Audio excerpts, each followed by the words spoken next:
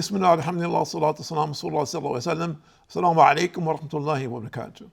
My name is Tara Khalid. I'd like to welcome to our program here at Sharjah Media Corporation, doing good, and we hope and we pray that by Allah's mercy and grace that our viewers today are benefiting from the good that Allah has granted them and that are aware and conscious of that goodness for the sake and the salvation of our own souls, independently and collectively. And this year in the UAE is a year of tolerance. So we want to talk about what does that mean to us and how does that relate to Allah and our religion and our people. And when I say our people, I mean the people of the UAE and the people who are neighbors and people who are in distant lands. So let's see what Allah subhanahu wa ta'ala says, and this is Hadith Qudsi. And Abu Dar said that the Prophet ﷺ said that Allah, the exalted and glorious, said, O my slaves, I have prohibited myself injustice and have made oppression unlawful for you.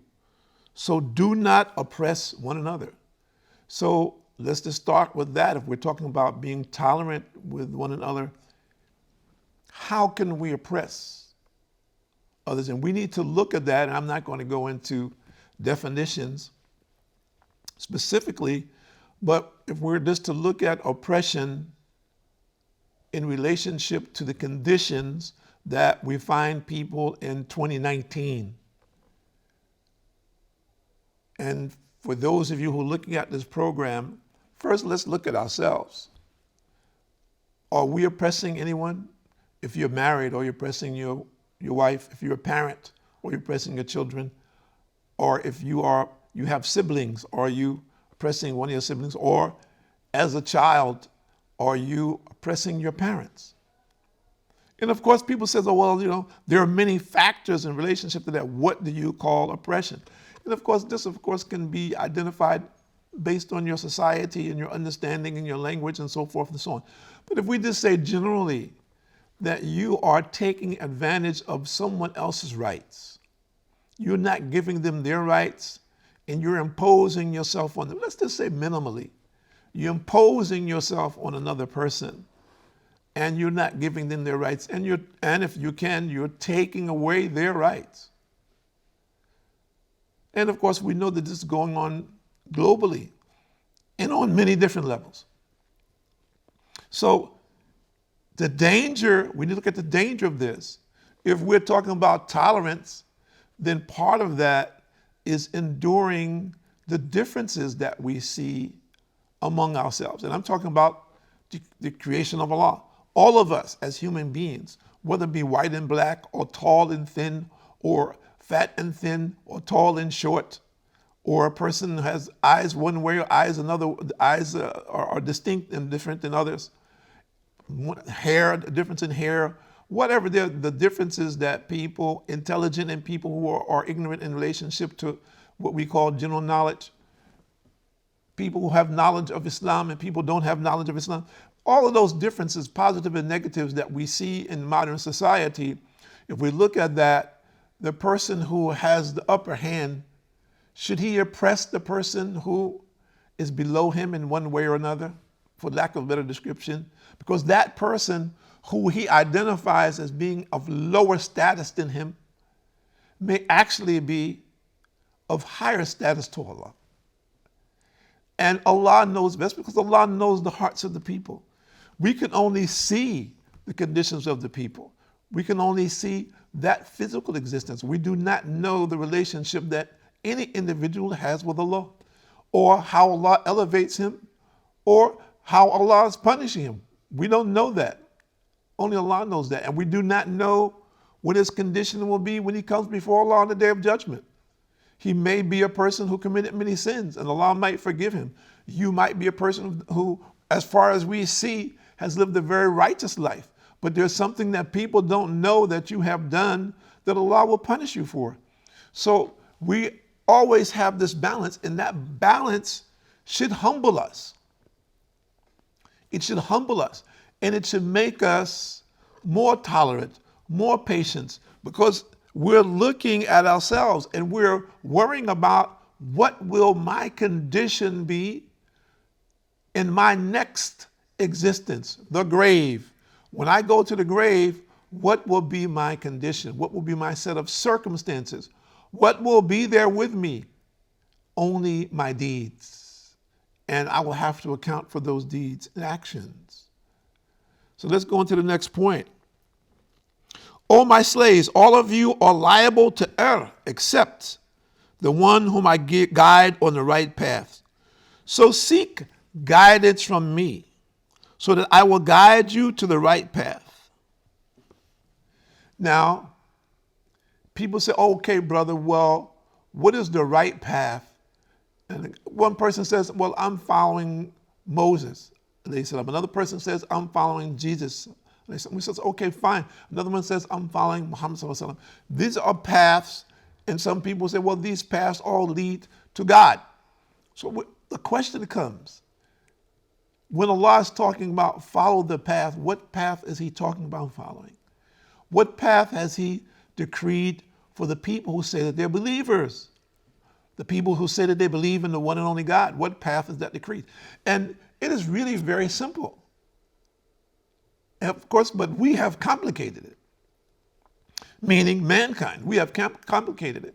Allah has sent down different prophets in different eras to different people, globally, historically. A very simple process. But man, of course, doesn't choose to follow it. When a prophet comes, whatever it is that you're doing, whatever it is that you're following, whatever path that you're following, you are to leave that path and follow the guidance that has been sent through that prophet of that time. If you're aware and conscious of it, then you have responsibility of obeying, finding and obeying, finding what this prophet brought and obeying it. This is a law system. It is a very simple system. It is not difficult to understand. So, very simply, when Jesus came, he talked about the coming of another prophet. When Moses came before Jesus, he talked about the coming of another prophet. So, when Jesus came, it was the responsibility of the children of Israel to follow him, to follow the doctrine that had been sent down to him. When Muhammad came, the people knew that there was another prophet coming. The scholars of that time, they knew there was another prophet coming. They didn't know where he would come exactly or when, but they knew. And they knew information about him. They knew descriptions of him. And in some scriptures, it even says the name of Muhammad. And the people who know, they are very much aware of that today. So it is clear and distinct that people were saying they are following the one and only God. That today it is incumbent upon all of them to follow the prophecy of Muhammad wherever they might be in the world, to learn about this. And this is the true path. The others, yes, Jesus Moses they were prophets on the correct path, without question. And it is incumbent upon the people to follow Muhammad. And the distinct difference is the prophecy of Muhammad is for all of men and jinn. As we're hearing, men and jinn. The other creation, jinn, which we cannot see. But that all men, this is the conclusion of prophecy. The Quran is the conclusion, the last book, the last revelation, the last guide for mankind until the day of judgment. So people who are saying, well, I don't know about Muhammad, then we suggest that you investigate, that you read, that you go and you sit with knowledgeable people. And even if you're following Christianity or following Judaism, for your own education, sit with a priest or a minister, sit with a rabbi and ask them, because they do know. And ask them, tell you the truth about who is Muhammad from the scriptures as far as you know, tell the truth. And then go sit with a Muslim imam. Why am I saying this? People say, well, brother, why are you saying this? Because we need to be educated. It is very interesting, and I constantly meet with highly educated people, And I ask them a simple question.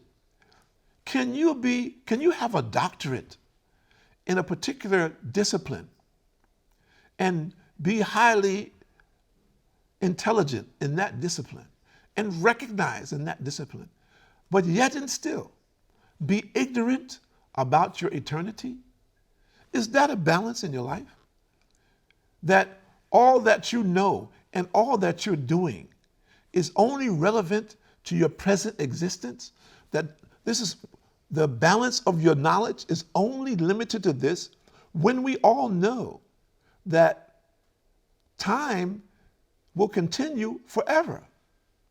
And we don't know what forever is. But if we're just to look at, we're in the 21st century, and that who will live now, today, who is living, how many people will live to the 22nd century? There will not be many. We know this. There will not be many if there comes to the 22nd. But the reality is that we believe that there's going to be a conclusion to this world. And after that will be eternity. There will be a day of judgment. There will be eternity. So the people who are believing in this are at loss if they have only committed themselves to this world, and they have no awareness or consciousness or proper knowledge about what they're facing. So what we're saying, what we're encouraging people to do to this era that we're in today is, without doubt, the highest level of knowledge is the ability to make comparative analysis of information globally. People say technology, but technology is being advanced because of information. The sharing of information, the competition between people throughout the world in this information cycle. So think about it. What is your particular condition today in relationship to the knowledge of your hereafter? Are you aware of it? Are you a person who's just put yourself in a box? Have you closed yourself out from that reality by just saying, well, I'm my own man. I can do as I choose. Nobody can tell me what to do. And I choose to be like this. This is a huge blunder for anyone who has the investigative spirit, for people who are themselves involved in so many types of research and investigation on a daily basis. To close himself up in this kind of prison cell is a kind of darkness. So we're here to say, look at the light. Take the time out to look at the light before you are shut out in darkness. So let's continue. And Allah says, "O my slaves, all of you are hungry except the ones whom I feed. So ask food from me. I will feed you." Now people says, well, I work every day and I just go to the supermarket and buy whatever I need. Another man says, I'm a farmer and I work every day on my farm, and the earth produces what I need. But many farmers are aware and conscious of this because they know that the earth cannot provide anything without Allah's decree. That sometimes they have crops and sometimes the crops fail, and sometimes they have more and sometimes they have less. Every farmer knows this. So what is the controlling factor? People will say, well, it could be weather. They use all the excuses, right?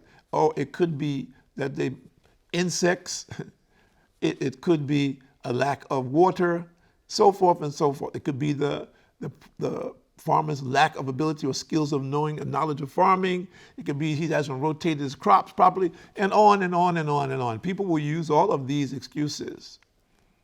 But the real farmer knows that his provision comes from his Lord. And his Lord is the controller of what his yield will be this year. He knows that. The question is the intellect, the person who is educated, does he have that same thought? Or does he think that it's me? Or the banker, does he think the same way? Or does he think that his skills in banking, in his associates, in his contacts, and so forth and so on, his company or his bank is his provider? And the person who's a technocrat, does he think that it is his intellect and his associates and colleagues that when they come together, that they be able to do things which people have not seen before? Do they think that that intellect is self-imposed? It is something that they have willed themselves. So this is a shortcoming of man. And Allah is showing us that he is the provider. And if he stops providing, that there will be no provision, no matter what man attempts to do. If you don't believe it, ask people who are in places where there are droughts and they're dependent on people bringing food from outside, food and water. Or the converse of that, ask of people where there's been flooding and whatever crops have been washed away, supermarkets destroyed, and you can't get to them. Ask, do we have two extremes that Allah has given us as a means to see for the people who are in doubt, who think that they have power?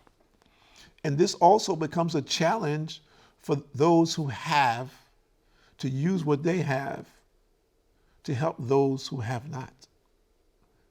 So if we look at these challenges and put it in the correct perspective, we see that there are simple challenges that we face on a daily basis, and there are others that may be more complex.